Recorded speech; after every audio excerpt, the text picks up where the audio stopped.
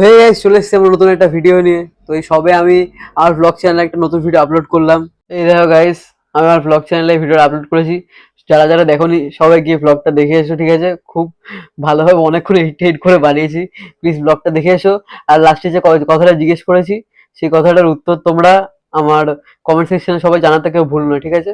সবাই গিয়ে ব্লগটা দেখে এসো গাইস প্লিজ। হট করে দেখতে পেলাম একজন আমাদের বাড়ি এলো, ঠিক আছে? আমি দেখে তো খুব অবাক হয়ে গেলাম। তারপরে স্যার এখন বসে আছেন, দেখুন তাহলে কে এসছে আমাদের বাড়ি। আপনি পেঁচারা ইনকো, তো আপনি পেঁচারা গাইস।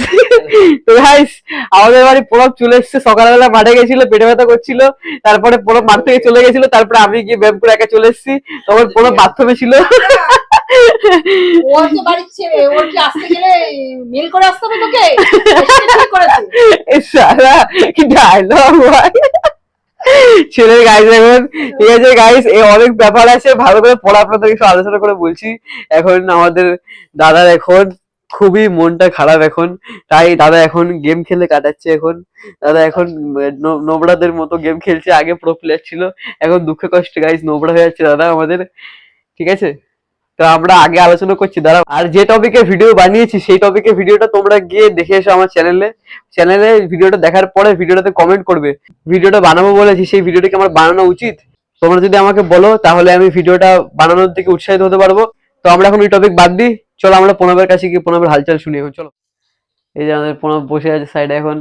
দাদা আপনি বলুন, আপনার দাদা কি দুঃখ, এত দাদা এত কষ্ট মনে আপনি গেম খেলছেন, কি হয়েছে দাদা? একটু বলুন দাদা, কি হয়েছে দাদা? গাইস, এখন পুরো লজ্জা পাচ্ছে গাইস, দেখতেই পাচ্ছ তোমরা। এবার কিন্তু লজ্জা পেলে হবে না, কিন্তু আমরা লজ্জাটা প্রণবের ভাঙিয়ে ছাড়বো, ঠিক আছে? চলো প্রণবকে এখন ভালো করে জিজ্ঞেস করি কি হয়েছে। দাদা কি হয়েছে আপনার? দাদা এখন এত ডিপ্রেশনে কেন আপনি, কি হয়েছে? সেরকম কিছু হয়নি। সেরকম কিছু হয়নি গাইস, তার মানে কিছু হয়েছে।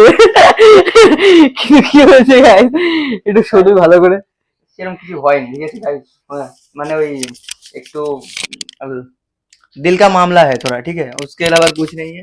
दिल का मामला है, वन साइड लव हो गया, इसीलिए हम दुख में। और क्या करें, थोड़ा दिल में दर्द है और कुछ नहीं है, समझे? তো तो থোড়া দিল মে দর্দ है और कुछ नहीं है, ठीक है? তো গাইস, তোমরা এখন প্রণবকে সবাই বলো যে কি করে তোমার এখন প্রণব এই ফেজটার থেকে বেরোতে পারে। প্রণব এখন বিশাল কষ্টের মধ্যে আছে, খেলাধুলা মাঠে পড়াশোনা সব বন্ধ করে দিয়েছে এখন প্রণব, কাজ টাজ সব বন্ধ করে দিয়েছে। খুবই দুঃখের মধ্যে ছেলেটা আছে গাইস। প্লিজ প্রণবকে একটু হেল্প করার চেষ্টা করো। তো ওকে একটু এনকারেজ তোমরা সবাই মিলে করো, যাতে প্রণব এখন মাঠে ঘাটে যেতে আবার উৎসাহিত হয়। তোমরা গাইস একটু প্রণবকে একটু কিছু বলে সাহায্য টাহায্য করো। টাকা টাকা দেওয়ার দরকার নেই গাইস, প্রণবকে একটু একটু সিম্পাথি দিয়ে সাহায্য করো তোমরা গাইস প্লিজ। দাদা এখন খুবই দুঃখের মধ্যে আছে, তোমরা দেখতেই পাচ্ছ। দুঃখের জন্য মুখ থেকে হাসি বেরোচ্ছে এখন। খুবই দুঃখের মধ্যে দাদা আছে এখন আমাদের। খুবই দুঃখের মধ্যে গাইস ছেলেটা খুবই দুঃখের মধ্যে আছে গাইস এখন। বলে বলে কি বলবি? আরে গাইস, আমি কি করতে পারি তুমি বলো? আমি কি করতে পারি? তা আমি কি এখন কি ও নেই বলে কি আমি কি কি করবো? কারণ কি আমি তো পড়ে আছি। মাইক ফেলে দিচ্ছে, আমাদের লেভেলের ব্যাপার ছিল এখন। মাইক ফেলে দিচ্ছে সেটা এখন কষ্টের মধ্যে। কি করবো বলো? কি বলবো আর সেটা বল তা। আমি এই সময় কি বলতে পারি? তো গাইস, প্রণব এখন কিছু বলতে চাইছে না, খুবই এখন খেলায় ব্যস্ত, তার দিক থেকেও ব্যস্ত হচ্ছে। মাইন্ড সেট আপে এখন প্রণবের কিছু আসছে না।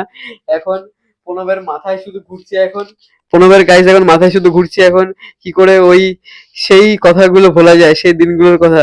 সেই দিনগুলো কি করে প্রণব ভুলবে সেগুলো ভাবছে প্রণব এখন। তাহলে তাহলে দাদা আপনি কিছু ভেবেছেন কি করে দিনগুলো ভুলবেন আপনি? না, ভাবিনি কিছুই। এখন আস্তে আস্তে চেষ্টা করছি ভোলার, আর কিছু না। আর ক্যারিয়ারে ফোকাস করার চেষ্টা করছি, এই ছাড়া আর কিছুই না, ঠিক আছে? তো যা যা গেছে গেছে, আর ভেবে লাভ নেই। আর কি করব, আর কেঁদে কেটে তো লাভ নেই, ঠিক আছে? যে থাকা সে থাকবে, যে না থাকা যে থাকে তো আমি জোর করে আটকাতে পারবো না। সো যেটা হয়েছে ভালোই হয়েছে, আর কি বলবো, এটাই মেনেই চলতে হবে, আর কিছু না। তা আর কি বলবো? ঠিক আছে, তুই ঘোরা দিয়ে ক্যামেরা ঘোরা, আমি গেম খেলে তো আমার মুডটা ঠিক করি। গাইস, তাহলে আমরা এখন প্রণবের দুঃখের কথাটা ভালোভাবে শুনে নিতে পারলাম। প্রণবের এখন মনটা খুবই খারাপ। তো তোমরা কমেন্টে তাহলে প্রণবের জন্য দোয়া করো। টাকা টাকা পাঠাতে হবে না, আগেই বলে রাখছি। তোমরা একটু সিম্প্যাথি দিও প্রণবকে একটু। প্রণব দূরের থেকে হাসছে, হাসি মুখ মানে কিন্তু স্ক্যামের ব্যাপার। সব হাসির মুখ কিন্তু হাসির হয় না, সেটা প্রণবকে দেখলে আমরা ভালো করে বুঝতে পারছি। হাসির পিছনে যে কান্না লুকিয়ে থাকে, তাহলে আমরা প্রণবের থেকে কি শিখতে পারলাম আজকে? হাসির মধ্যেও কান্না লুকিয়ে থাকে। ঠিক আছে, হাসি কান্না নিয়ে মানুষের জীবন চলতে থাকবে। আমরা আবার নতুন ব্লগ নিয়ে তোমাদের কাছে এন্টারটেইন করতে চলে আসবো। আগের ব্লগটা খুব ভাইরাল একটা জিনিস নিয়ে করা হয়েছে, সেটা তোমরা দেখে নাও ভালো করে, কমেন্ট সবাই জানিও। তো গাইস, যে কথা তোমাদের সাথে শেয়ার করবো বলছিলাম, সেই কথাটা শেয়ার করতে তোমাদের সাথে চলে এলাম। প্রণব ওখানে গেম খেলছে, ঠিক আছে, ও দুঃখ ভোলাক নিজের। এখন কালকে আমরা একটা ভ্লগ আপলোড করেছিলাম, সেই ভ্লগটাতে একটা ইম্পর্টেন্ট টপিক নিয়ে, আমাদের রাজ্যের একটা ইম্পর্টেন্ট টপিক নিয়ে লাস্টে আলোচনা করা হয়েছিল। যারা যারা ভ্লগটা দেখেছো তারা আমাকে কমেন্ট করে জানিও যে আমার কি, যে সিদ্ধান্তটা নিয়েছি, যে আমি জিনিসটা ভেবেছি, জিনিসটা কি আমার করা উচিত হবে আদৌ, নাকি আমার করা উচিত হবে না, সেইটা আমাকে ওই ভ্লগের কমেন্টে জানিও বা এই ভ্লগের কমেন্টে জানিও। তো আজকের মতো এটুকুই ভ্লগ ছিল, আবার দেখা হবে নতুন কোনো ভ্লগে। তো বাই। তো আমরা पहले पीछे लोकेशन खड़ा সে ঠিক কথা, আমি ওটাই ভাবছিলাম। वन साइड लाभ हो गया, इसीलिए हम दुख में और क्या करें। মাইকটা ই করছিল, মানে মাইকটা আওয়াজটা ঠিক